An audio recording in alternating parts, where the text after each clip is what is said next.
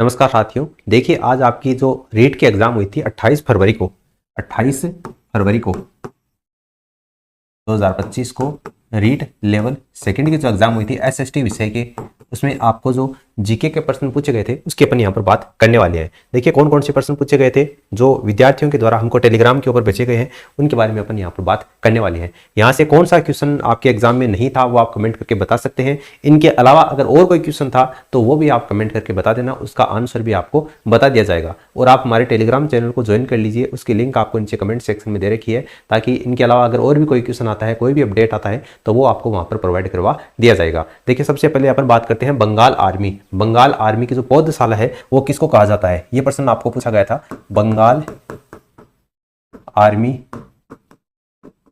Army की पौधशाला ये किसे कहा जाता है, तो इसका उत्तर आपको करना था अवध। ठीक है, अवध, ये आपको इसमें आंसर करना था। फिर अगला आया था आपका घुघरी, इमली और जो गजक है ये क्या है, तो ये बुर्ज है और तारागढ़ दुर्ग की है। घुघरी, इमली, गजक, ये जो बुर्ज है ये आपकी तारागढ़ दुर्ग की है। तारागढ़ दुर्ग अजमेर की जो बुर्ज है ये आपको करना था, तो ये आपके ऑप्शन में था, तो वहां पर ये आपको इसमें राइट आंसर होगा। उसके बाद में गांधी इरविन समझौता, भारत के राष्ट्रीय आंदोलन से पूछा गया था। गांधी इरविन समझौता कब हुआ था, तो गांधी इरविन समझौता आपका बिना झिझक 5 मार्च 1931 को, 5 मार्च 1931 को गांधी इरविन समझौता हुआ था। ये आपके ऑप्शन में था वहां पर, तो आपको ये इसमें राइट आंसर करना था। इसके बाद में 61वां संविधान संशोधन,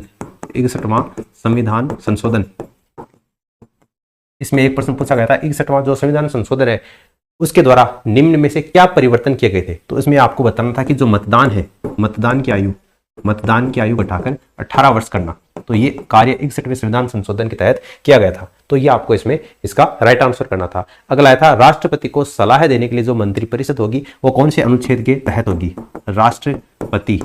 राष्ट्रपति को सलाह देने के लिए जो मंत्रिपरिषद होगी, मंत्रिपरिषद, तो ये कौन से अनुच्छेद के तहत होगी ये मंत्रिपरिषद, तो 74 नंबर का जो अनुच्छेद है उसके तहत इसका प्रावधान किया गया है, तो 74 आपको इसमें राइट आंसर करना था। उसके बाद में महिला उत्पीड़न जो अधिनियम है वो बताना था। महिला, ये कल भी ये प्रश्न आया था, महिला उत्पीड़न अधिनियम के बारे में पूछा गया था। अगर ये अधिनियम ये पूछा गया था कि कब बना था, तब तो 2005 का, ये कौन से वर्ष का है, तो 2005 का है। ये लागू कब हुआ था, तो ये लागू हुआ था 2006 में, 2006 में ये लागू हुआ था और इसके अंतर्गत ये बना था। ठीक है, तो ये अधिनियम आया था 2005 में, लागू हुआ था 2006 में। तो आपको क्या पूछा गया था वो आप अगर पेपर देकर आए हैं तो आपको पता है महिला उत्पीड़न अधिनियम के बारे में क्या पूछा गया था, कब बना था 2005 में, लागू कब हुआ था 2006 में, तो ये प्रश्न आपको इसमें पूछा गया था। उसके बाद में अगला प्रश्न था प्रधानमंत्री कौशल विकास योजना के बारे में पूछा गया था। प्रधानमंत्री कौशल विकास योजना, प्रधानमंत्री कौशल विकास योजना ये कब लागू हुई थी, ये आया था आपके एग्जाम में, तो वर्ष 2015 में प्रधानमंत्री कौशल विकास योजना लागू हुई थी। उसके बाद में पंचायती राज में कितने विषय होते हैं, पंचायती राज में विषय कितने होते हैं ये आपको पूछा गया था। तो पंचायती राज में विषय कितने होते हैं, 29 विषय इसमें आपको सही करना था। उसके बाद में बेणेश्वर धाम कौन सी नदियों के संगम पर है ये बताना था। तो वहां पर आपको 3-3 के जोड़े दे रखे थे, तो 3-3 के जोड़े वैसे सोम और माही नदियों के संगम पर है, लेकिन 3-3 के जोड़ा अगर आप करोगे तो सोम, माही और जाखम, तीनों नदियों के संगम पर नवाटापुरा गांव में डूंगरपुर में बेणेश्वर धाम है। उसके बाद में ये पूछा गया था कि जो मावठ है, शीत ऋतु में होने वाली जो वर्षा है, मावठ का जो संबंध है वो कौन सी ऋतु से है, तो मावठ का जो संबंध है वो शीत ऋतु से है, तो ये आपको इसमें राइट आंसर करना था। उसके बाद में पूछा गया था चोलकालीन जो पुस्तक है वो किस कवि के काल की है, ये आपको पूछा गया था, तो वो कंबन की पुस्तक है। चोल काल की एक पुस्तक पूछी गई थी, चोल काल की पुस्तक, तो वो कौन सी थी आपकी, कंबन की पुस्तक थी, कंबन की पुस्तक। अब ये क्या प्रश्न था पूरा एग्जैक्ट मिला नहीं है, लेकिन कंबन की पुस्तक इसका राइट आंसर होगा। क्या था वो आप नीचे कमेंट करके बता देना। उसके बाद में अगला प्रश्न पूछा गया था राजस्थान के अंतर्गत जिप्सम का जो उत्पादन है, जिप्सम उत्पादन से रिलेटेड प्रश्न था, तो उसमें आपको बीकानेर आंसर करना था। ठीक है, राजस्थान में जिप्सम के उत्पादन को लेकर प्रश्न पूछा गया था, तो वहां पर आपको बीकानेर इसका राइट आंसर करना था। और अगला प्रश्न पूछा गया था राजस्थान में, सॉरी कल वाला जो पेपर था उसमें तो पूछा गया था जो अनुसूचित जाति है उसमें आरक्षित सीटों की संख्या कितनी है, यानी कि एससी की जो सीटों की संख्या कितनी है, तो 84 है। आज पूछा गया एसटी की सीटों की संख्या कितनी है, तो 47 है। अनुसूचित जनजाति में आरक्षित सीटों की संख्या पूछी थी, तो इसमें 47। एसटी की सीटें कितनी है, 47 है। और एससी की सीटें कितनी है, 84 है। फिर एक प्रश्न पूछा गया था सिंधु घाटी सभ्यता, सिंधु घाटी सभ्यता, सिंधु घाटी सभ्यता के बारे में एक प्रश्न था कि सिंधु घाटी सभ्यता के बारे में इनमें से कौन सा कथन है वो सही है, ठीक है, कौन सा कथन सत्य है। अब वो कथन क्या थे वो मिले नहीं है, क्या कथन थे, कौन सा कथन सत्य था, वो आप नीचे कमेंट करके बता देना। लेकिन सिंधु घाटी सभ्यता के बारे में एक कथन पूछा गया था, सत्य कथन कौन सा है। फिर अगला प्रश्न आया था गजेंद्र मोक्ष से, गजेंद्र मोक्ष, गजेंद्र मोक्ष ये पूछा गया था कि जो गजेंद्र मोक्ष है इसका चित्रण किस गुप्तकालीन मंदिर से इसके अवशेष प्राप्त होते हैं। गजेंद्र मोक्ष का जो चित्रण है वो किस गुप्तकालीन मंदिर में है, तो आपका देवगढ़ के दशावतार मंदिर में है। ये आपका देवगढ़ के दशावतार मंदिर में है, देवगढ़ के दशावतार मंदिर में। ये आपको इसमें राइट आंसर करना था। फिर अगला एक प्रश्न आता है 16 कुल की नीति का पालन किसने किया था। 16 कुल की नीति किस मुगल सम्राट के द्वारा अपनाई गई थी, तो अकबर। 16 कुल की नीति का पालन किसने किया था, अकबर के द्वारा किया गया था। और फिर अगला प्रश्न पूछा गया था अहमदाबाद के अंतर्गत किस संत का जन्म हुआ था। अहमदाबाद से किस संत का संबंध है, तो दादू दयाल जी का। दादू दयाल जी का जो संबंध है वो कहां से, आपका अहमदाबाद से है, ठीक है। फिर अगला प्रश्न पूछा गया था जयपुर को राजधानी बनाया गया था, जयपुर को राजधानी बनाया गया था, राजधानी। तो ये किस समिति की सिफारिश के आधार पर बनाया गया था, तो ये पंडित सत्यनारायण राव समिति की, पंडित सत्यनारायण राव समिति की सिफारिश के आधार पर जयपुर को राजधानी बनाया गया था। तो ये प्रश्न आपको इसमें पूछा गया था। फिर अगला प्रश्न आया था जो अशोक है, अशोक की जो विजय है, इन विजयों का उल्लेख अशोक के कौन से लेख में है, तो ये आपके 13वें शिलालेख में है। अशोक के कौन से शिलालेख में, तो अशोक के 13वें शिलालेख में अशोक की विजयों का उल्लेख किया गया है। एक प्रश्न आपका आरटीई अधिनियम से आया था, आरटीई एक्ट 2009 के संबंध में कोई धारा पूछी गई थी। आरटीई एक्ट 2009 में धारा 29 से संबंधित एक प्रश्न दिया गया था। वो क्या प्रश्न था एग्जैक्ट मिला नहीं है। धारा 29 से संबंधित 4 कथन दिए गए थे, शायद इनमें से कौन सा सही है कौन सा गलत है, इस तरीके का कोई प्रश्न था। अगर ऐसा कोई प्रश्न था तो आप नीचे कमेंट सेक्शन में कमेंट करके बता देना। फिर अगला प्रश्न एक पूछा गया था कौन सा मौलिक अधिकार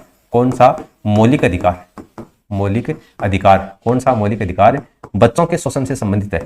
इसमें पूछा गया था कौन सा मौलिक अधिकार बच्चों के शोषण से या बच्चों के उत्पीड़न से संबंधित है, कुछ इस तरीके से था। कौन सा मौलिक अधिकार बच्चों के शोषण से संबंधित है, तो शोषण के विरुद्ध अधिकार है वो संबंधित है। शोषण के विरुद्ध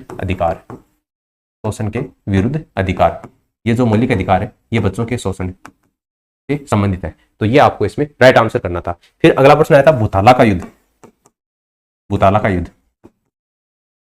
कब हुआ था 1227 में, किसके बीच में, जेतर सिंह और इल्तुतमिश के बीच में। जेतर सिंह वर्सेज इल्तुतमिश, दिल्ली सल्तनत का जो शासक था इल्तुतमिश, जेतर सिंह और इल्तुतमिश के बीच में आपका भूताला का युद्ध हुआ था। यह आपको इसमें पूछा गया था। फिर ये एक प्रश्न दिया था कि 2 देशांतर रेखाएं उनके बीच की दूरी कितनी होती है, तो 111.32 किलोमीटर। ये पूछा गया था 2 देशांतरों के बीच की दूरी, 2 देशांतरों के बीच की दूरी, ऐसा कोई प्रश्न था। 2 देशांतर रेखाओं के बीच की दूरी आपको पूछी गई थी, 111.32 किलोमीटर राइट आंसर था। उसके बाद में आपको पूछा गया था पृथ्वी का घनत्व, पृथ्वी का जो घनत्व है वो कितना है, तो पृथ्वी का घनत्व है 5.51 यानी कि 5.51 ग्राम प्रति घन सेंटीमीटर, 5.51 ग्राम प्रति घन सेंटीमीटर। ये जो पृथ्वी का घनत्व है इसका मान आपको इसमें पूछा गया था।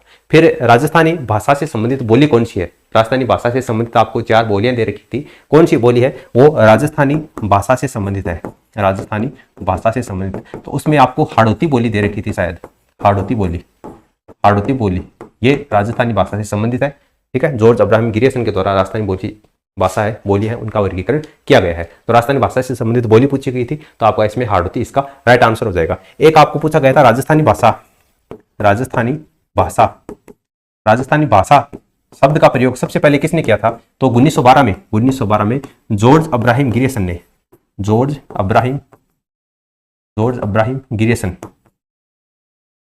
जॉर्ज अब्राहम गिरिसन के द्वारा लिंग्विस्टिक सर्वे ऑफ इंडिया नाम की जो पुस्तक है, इसमें सबसे पहले जॉर्ज अब्राहम गिरिसन के द्वारा राजस्थानी भाषा शब्द का प्रयोग किया गया था। तो ये आपको इसमें राइट आंसर करना था। एक आपको पूछा गया था राउरकेला किसकी सहायता से लगाया गया था, राउरकेला, राउरकेला,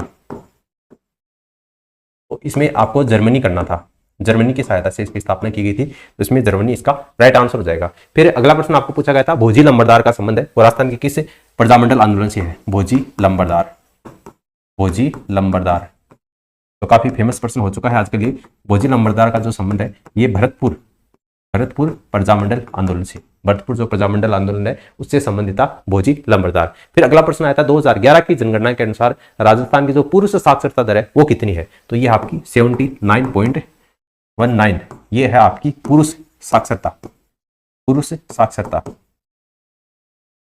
कब, 2011 की जनगणना के अनुसार राजस्थान में पुरुष साक्षरता कितनी है, 79.19 है। उसके बाद में अगला प्रश्न था 1857 की क्रांति से संबंधित, 1857 की क्रांति के संबंध में ये शायद ये पूछा गया था कि निम्नलिखित में से कौन सा 1857 की क्रांति के समय शासक नहीं था, इस तरीके का प्रश्न था। तो उसमें आपको देखिए एक तो दे रखा था प्रतापगढ़, एक था आपका इसमें बीकानेर,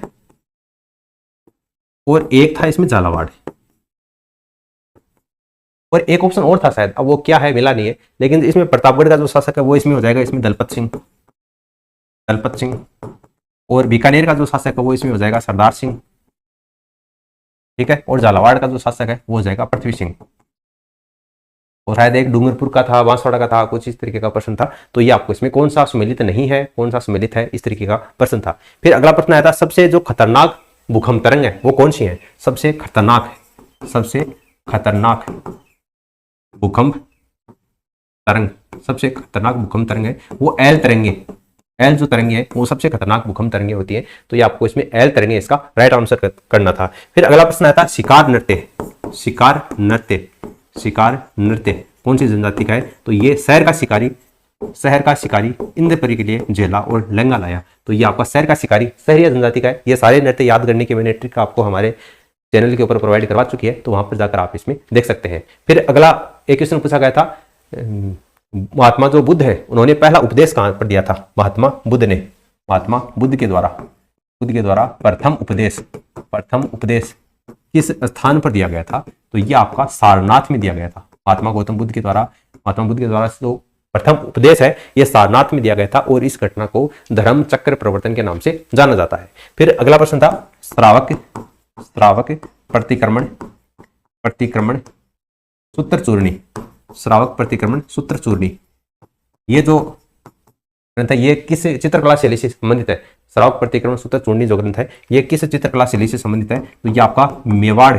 मेवाड़ चित्र शैली से संबंधित है, मेवाड़ चित्र शैली से संबंधित है। कल भी चित्र शैली से संबंधित पूछा गया था, क्या कोई चित्र का नाम देकर पूछा जा सकता है या किसी चित्रकार का नाम देकर पूछा जा सकता है, तो मेवाड़ चित्रकला शैली से संबंधित है श्रावक प्रतिक्रमण सूत्र चूर्णी। और मेवाड़ चित्रकला शैली से ही साहिबुद्दीन, रुकनुद्दीन, बेराराम, कृपाराम, डालू, मनोहर, घासीलाल, ये सारे जो आपके चित्रकार हैं ये मेवाड़ चित्रकला शैली से ही संबंधित है। फिर अगला प्रश्न पूछा गया था सीमेंट उत्पादन, सीमेंट उत्पादन, सीमेंट उत्पादन के लिए कौन सा जो जिला है राजस्थान का ये उत्पादन की दृष्टि से सर्वोत्तम है, तो सीमेंट उत्पादन का मतलब है जहां पर कच्चे माल है, कच्चा माल की जो उपलब्धता है वो आसानी से हो जाती है, वहां पर सीमेंट उत्पादन के लिए उद्योग अपन स्थापित कर सकते हैं। तो सीमेंट उत्पादन के लिए जो संभावनाएं हैं या सीमेंट उत्पादन राजस्थान में सबसे ज्यादा कहां से होता है, चित्तौड़गढ़ से होता है, ठीक है। तो इसमें आपको चित्तौड़गढ़ जो जिला है वो इसका राइट आंसर करना था। फिर आपको पूछा गया था राजस्थान में अरावली की स्थिति, राजस्थान में जो अरावली है, अरावली पर्वत श्रृंखला, अरावली पर्वत श्रृंखला की जो स्थिति है वो पूछा गया था। तो राजस्थान की आकृति अगर आप इस तरीके से राजस्थान की आकृति है, ठीक है, तो इसमें इस तरीके से है राजस्थान की आकृति में अरावली। तो ये हो गई आपकी इसमें दक्षिण, ये हो गई पश्चिम, ये हो गई उत्तर और ये हो गई पूर्व। तो इस तरीके से है, यानी कि आपका दक्षिण पश्चिम, दक्षिण पश्चिम से लेकर उत्तर पूर्व, उत्तर पूर्व। तो ये राजस्थान में जो अरावली का विस्तार है इस तरीके से आपको इसमें करना था। फिर अगला एक प्रश्न है जो प्रशांत महासागर की जलधारा से रिलेटेड था, प्रशांत महासागर, प्रशांत महासागर, प्रशांत महासागर की जलधारा, प्रशांत महासागर की जलधारा से संबंधित था। अब वो क्या प्रश्न था पूरा नहीं मिला है, वो ठंडी जलधारा पूछना चाह रहा था या गर्म जलधारा कौन सी है ये पूछना चाह रहा था। अब ये कौन सी है ये तो आप कमेंट करके बता देना कौन सी जलधारा के बारे में पूछा गया था। फिर अगला एक प्रश्न था कि किस विषय के ऊपर राज्य की जो विधायी सरकार है ये कानून नहीं बना सकती है? किस विषय के ऊपर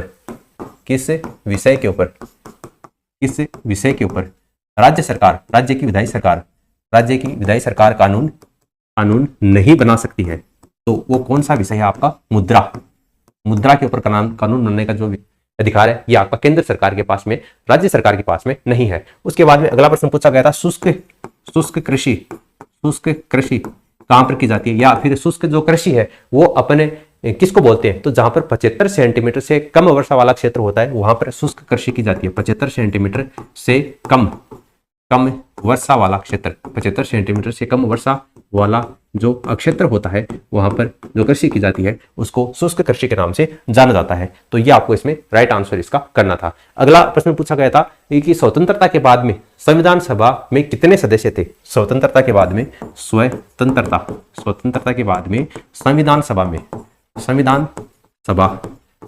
सभा में कितने सदस्य थे? तो सदस्यों की संख्या थी 299, ठीक है, 299 आपको इसमें राइट आंसर करना था। फिर आया था अनुच्छेद 137 का जो पुनरावलोकन की जो शक्ति है वो किसके पास में है? अनुच्छेद 137 के अंतर्गत जो पुनरावलोकन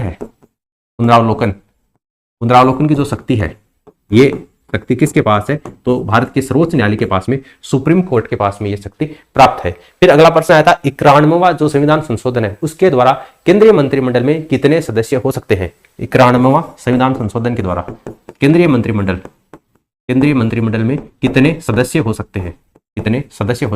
तो इसमें आपको 15% करना था, ठीक है, 15% सदस्य इसमें हो सकते हैं। फिर अगला प्रश्न था चंद्रगुप्त द्वितीय की जो पुत्री है प्रभावती, उसकी शादी किससे हुई थी? चंद्रगुप्त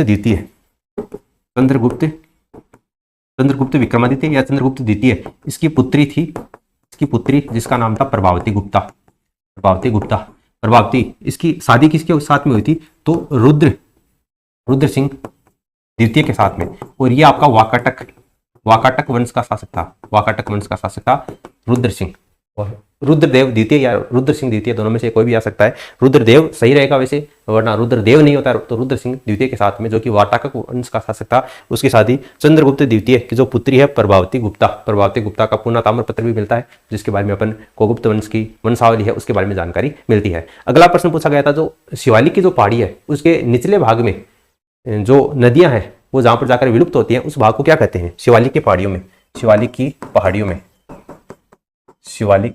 पहाड़ियों के बारे में पूछा गया था कि जो नदियां हैं वो नीचे जाकर जो भाग है जहां पर विलुप्त हो जाती है उसको किस नाम से जानते हैं? तो उसको भाबर के नाम से जानते हैं, भाबर या उसको तराई के नाम से जानते हैं। अब आपके ऑप्शन में क्या दे रखा था उस हिसाब से करना था। अगर दोनों ऑप्शन में दे रखे थे तो उस पर्टिकुलर स्थान को अपन भाबर के नाम से जानते हैं, तो उस स्थिति में आपका भाबर इसमें राइट आंसर हो जाएगा। फिर अगला प्रश्न पूछा गया था सेनानी जो कविता है ये किसकी है? तो ये चूरू के रहने वाले हैं अपने मेघराज मुकुल। इसका जो संबंध है ये राजस्थान के चूरू जिले से है जिन्होंने सेनानी नाम की जो कविता है उसकी रचना की है। फिर अगला प्रश्न पूछा गया था विजयदान देथा जिसको अपन विजय के नाम से भी जानते हैं, विजयदान देथा, इसकी पुस्तक के बारे में पूछा गया था। और इसकी पुस्तक है वो ऑप्शन में आपको जो दे रखे थे उसमें अलेखो हिटलर, या तो ये पूछा गया था अलेखो हिटलर किसकी कृति है? तो विजयदान देथा की है। विजयदान देथा की निम्न में से कौन सी कृति है? तो अलेखो हिटलर है। इस तरीके का कोई प्रश्न था। और एक प्रश्न था आपका शंकराचार्य, रामानंद और निम्बार्काचार्य, उसके बारे में पूछा गया था कि शंकराचार्य, निम्बार्काचार्य और एक आपका इसमें से आया था रामानंद। इन तीनों के द्वारा आगे कुछ दिया गया था कि इनके जो मत है उनके बारे में दिया गया था। जैसे वल्लभ संप्रदाय है किसके द्वारा चला गया था, श्री संप्रदाय है, ब्रह्म संप्रदाय है किसके द्वारा चला गया था। इस तरीके का कोई प्रश्न था जिसमें आपको शायद सुमेलित करना था। अब वो पर्टिकुलर मिला नहीं है कि क्या प्रश्न था। अगर आपको पता है कि ये प्रश्न है इसमें कौन कौन से ऑप्शन थे तो आप नीचे कमेंट करके बता सकते हैं, वरना आप हमारे टेलीग्राम चैनल को ज्वाइन कर लीजिए। वहां पर आपको बाकी जो क्वेश्चन रह गए हैं 5-7 प्रश्न वो भी आपको वहां पर प्रोवाइड करवा दिए जाएंगे। तो टेलीग्राम चैनल को ज्वाइन करने की लिंक आपको नीचे कमेंट सेक्शन में दे रखी है। अगर आप रीट मुख्य भर्ती परीक्षा की तैयारी करना चाहते हैं तो आप हमारे चैनल को ज्वाइन कर लीजिए, हमारे चैनल को सब्सक्राइब कर लीजिए, ताकि आने वाले समय में जो भी अपडेट होंगे, जो भी वीडियो होंगे, जो रीट मुख्य भर्ती परीक्षा को टारगेट रख के बनाए जाएंगे वो आपको टाइम टू टाइम प्रोवाइड होते रहेंगे। और आने वाले वीडियो किस टॉपिक से रिलेटेड होंगे इसकी सूचना आप हमको हमारे टेलीग्राम चैनल पर पहले दिन बता देते हैं, ताकि आप अपने स्तर पर उस पर्टिकुलर टॉपिक की तैयारी अच्छे से कर सके। तो इस वीडियो को आप अपने दोस्तों के साथ में शेयर कीजिए जो भी रीट पात्रता परीक्षा देकर आए हैं, ताकि वो भी अपना जो आंसर की है उसको अच्छे से मिला सके। फिलहाल इस वीडियो में इतना ही। धन्यवाद।